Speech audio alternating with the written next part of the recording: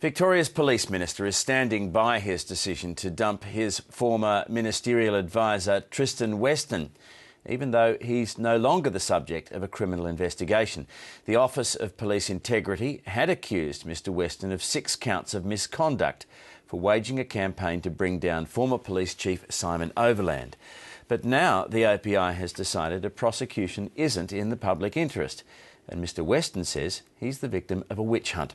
Here's our state politics reporter, Francis Bell.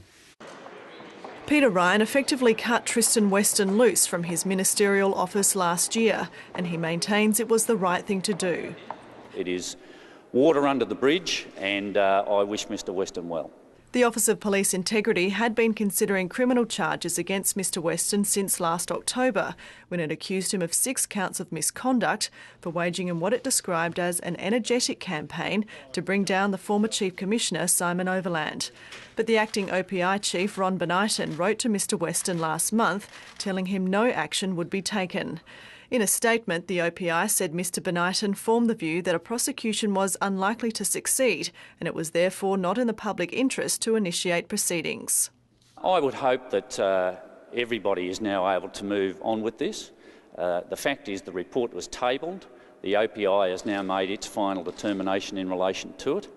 It's not a view shared by Mr Weston. He declined to be interviewed, but gave his side of the story to the Herald Sun newspaper, denying he was involved in a conspiracy to undermine Simon Overland and saying the OPI's findings were unprofessional and biased and the result of a politically motivated witch hunt.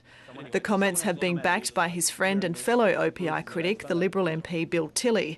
Mr Tilley resigned as Peter Ryan's parliamentary secretary at the same time as Mr Weston over the same OPI report.